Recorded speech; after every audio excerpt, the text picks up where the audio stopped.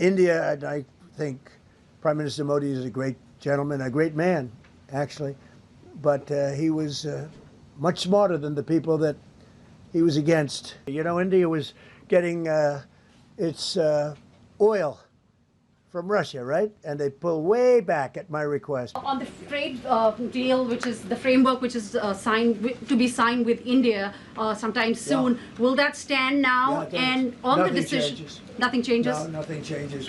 They'll be paying tariffs, and we will not be paying tariffs. Our deal with India is they pay tariffs. This is a reversal from what it used to be, as you know.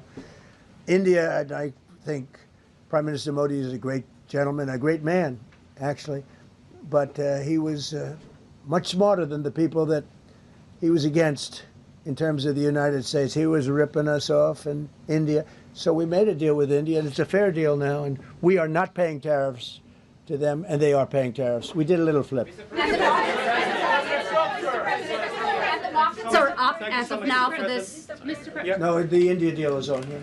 What alternatives are you going to put into place in your relationship with Europe, and also those tariffs that have been called illegal? How they're going to go impact the relationship with Russia, that you sanction Well, some I want countries? Europe to strengthen up.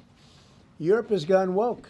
Europe is not recognizable when you go into so many places. Not all countries. You look at Hungary. You look at Poland, Czech, Slovakia. There are some countries that have gone very much the opposite. Some really, and some others. But Europe has to be strong, and they become soft and not recognizable. You go into some of the countries, I don't want to be specific, but I think everyone knows what I'm talking about, and they're not recognizable. They become, the environmentalists have taken over. They've got windmills destroying their fields and their beautiful meadows and their oceans, and they're paying a fortune. Now, Europe has to get smart. Europe's getting killed on two things: energy and immigration. And if they don't solve both of them fast, Europe is not the same place. Yeah, please. Mr. President, Justices Gorsuch and Barrett, are you surprised in particular by their decision today? And do you regret nominating them?